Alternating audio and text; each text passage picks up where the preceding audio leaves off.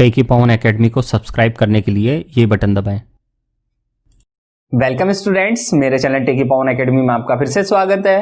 आज हम पढ़ने वाले हैं विनिमय की दूसरी प्रणाली, जिसका नाम है ब्रेटन वुड्स प्रणाली। ब्रेटन वुड्स प्रणाली क्या थी और कैसे ये स्वर्णमान प्रणाली से अलग रही, आइए देखते हैं इस टॉपिक को। स्टूडेंट्स, आज का टॉपिक है विनिमय दर की प्रणालियां, दूसरी प्रणाली विनिमय दर की ब्रेटन वुड्स प्रणाली। आइए देखते हैं ब्रेटन वुड्स प्रणाली। ये देखिए, ये ब्रेटन वुड्स का सम्मेलन हुआ था, इसी से ये ब्रेटन वुड्स प्रणाली का जन्म हुआ है। ये ओरिजिनल पिक्चर है। ये Bretton Woods conference participating nations flag display case located within the gold room at the Mount Washington hotel. ये माउंट वॉशिंगटन होटल है जहां पे जितने भी ब्रेटन वुड्स कॉन्फ्रेंस में आए थे देश के प्रतिनिधि, उनके फ्लैग्स की फोटो है। ये भी ओरिजिनल है।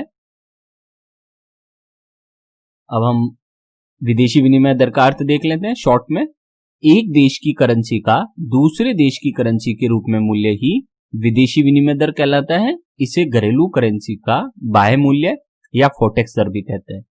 जैसे $1 कितने रुपए का आता है? 74 रुपए का। €1 कितने का आता है? 88.23 रुपए का। तो इसी को हम क्या कहते हैं? Exchange rate.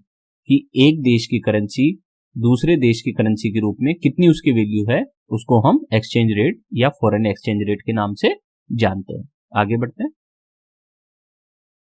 ये हमारी विनिमय दर की प्रणालियां हैं। पहला टॉपिक हमने कर लिया था पिछले वीडियो में, विनिमय दर की स्वर्णमान प्रणाली। आज हमारी दूसरी प्रणाली चल रही है, फिर हम आगे बढ़ेंगे। विनिमय दर की ब्रेटन वुड्स प्रणाली।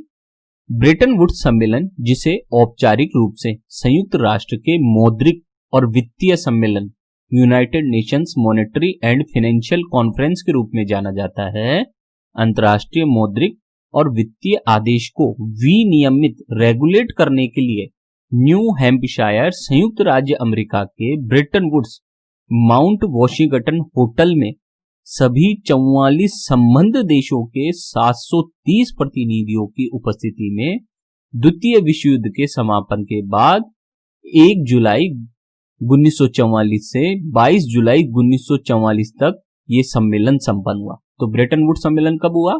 1 जुलाई 1944 से 22 जुलाई 1944 तक हुआ। कितने देशों ने भाग लिया? 44 देशों ने। कितने प्रतिनिधि आए? 730 प्रतिनिधि आए। कहां हुआ? संयुक्त राज्य अमेरिका के माउंट वॉशिंगटन होटल में हुआ, और यहां संयुक्त राष्ट्र के मौद्रिक और वित्तीय सम्मेलन के रूप में भी इसे जाना जाता था।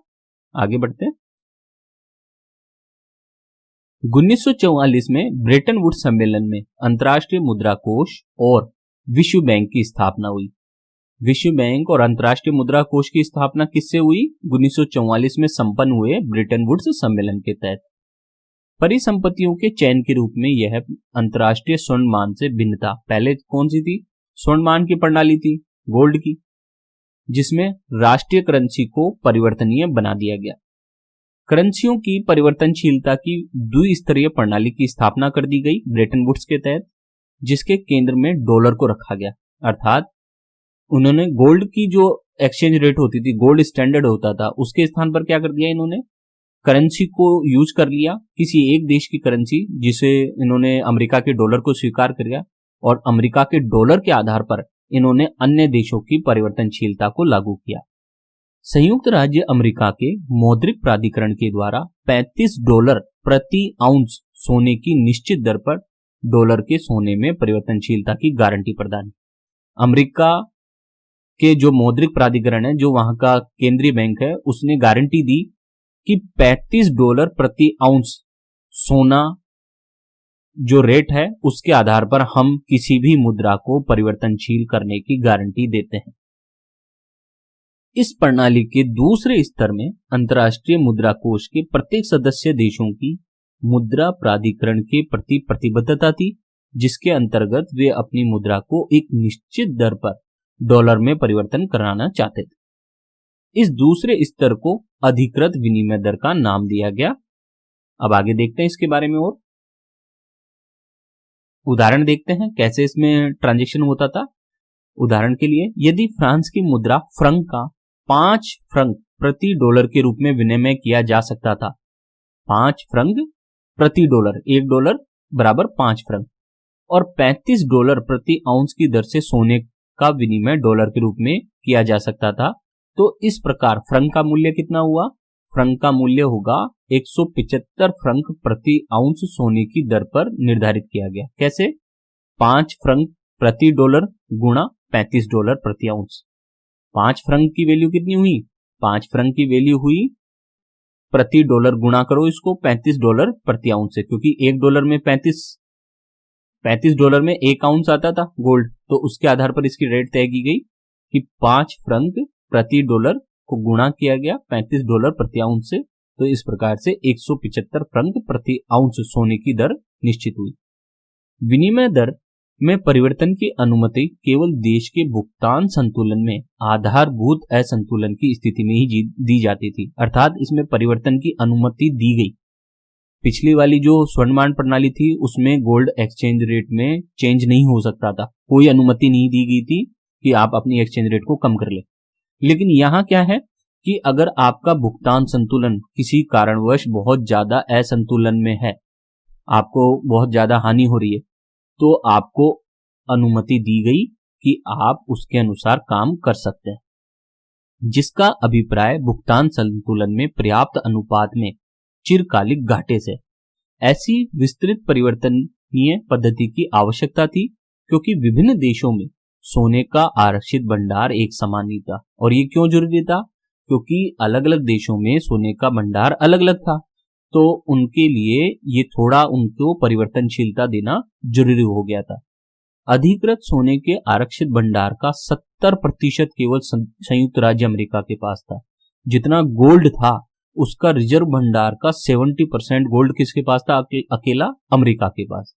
अतः अन्य करेंसियों की विश्वसनीय परिवर्तनशीलता के लिए सोने के भंडार के पुनर्वितरण की आवश्यकता होती। इसके अतिरिक्त यह विश्वास किया जाता था कि अंतर्राष्ट्रीय तरलता की बढ़ती हुई मांग को पूरा करने के लिए विद्यमान स्वर्ण भंडार प्रणाली क्या है? अपर्याप्त, यानी कि स्वर्ण भंडार जो प्रणाली थी वो अपर्याप्त होने लग गई, क्योंकि अंतर्राष्ट्रीय तरलता की जो गतिशीलता है वो कम होने लगी थी। विदेशी व्यापार में रुकावट आने लगी थी गोल्ड के कारण। इसलिए स्वर्ण भंडार की रक्षा की एक विधि द्विस्तरीय परिवर्तन पद्धति थी, जिसमें प्रधान मुद्रा का परिवर्तन सोना में किया जाता था और अन्य करेंसियों का परिवर्तन फिर प्रधान मुद्रा में होता था। यानी कि एक करेंसी को पहले सोने में बदल दो, मुद्रा का परिवर्तन सोने में कर दो, और फिर उस सोने से रिलेट करके अन्य करेंसियों को प्रधान मुद्रा में कन्वर्ट कर दो। तो ब्रेटन वुड्स सम्मेलन में यही हुआ कि डॉलर को उन्होंने मेन मुद्रा मान लिया और उस डॉलर में सभी देशों की मुद्राओं का कन्वर्जन की अनुमति दे दी और उसकी गारंटी अमेरिका के केंद्रीय बैंक ने दे दी। आप देख सकते हैं ये चित्र है, ओरिजिनल चित्र है ब्रेटन वुड्स मॉनेटरी कॉन्फ्रेंस। ये ओरिजिनल है, ये लगा हुआ है बोर्ड, इस पे बोर्ड पर भी आप देख सकते हैं क्या लिखा हुआ है।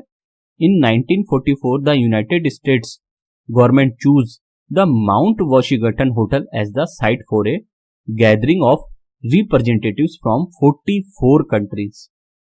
This was to be the famed Bretton Woods Monetary Conference. The conference established the World Bank set the gold standard at $35 an ounce and chose the American dollar as the backbone of international exchange. The meeting provided the world with A badly needed post war currency stability. यानी कि $35 प्रति ounce सोने के भाव पर American dollar को स्वीकार कर लिया गया कि अब इस अमेरिकन डॉलर में हम हमारे देशों की करेंसियां अमेरिकन डॉलर के साथ बदलेंगे, और उसकी रेट क्या तय की गई? $35 प्रति आउंस के हिसाब से तय की गई। तो ये एक छोटा सा टॉपिक था ब्रेटन वुड्स प्रणाली का कि किस प्रकार से ब्रेटन वुड्स प्रणाली आई। और स्वर्णमान प्रणाली में बिल्कुल स्थिर होती थी विनिमय दर, लेकिन ब्रेटन वुड्स प्रणाली में थोड़ा उसमें परिवर्तनशीलता की अनुमति दी गई ताकि भुगतान संतुलन के घाटे को दूर किया जा सके। तो इस प्रकार से ब्रेटन वुड्स प्रणाली का जन्म होता है। आपको टॉपिक अच्छा लगा हो, कंटेंट अच्छा लगा हो तो चैनल को जरूर सब्सक्राइब करें। बहुत बहुत धन्यवाद।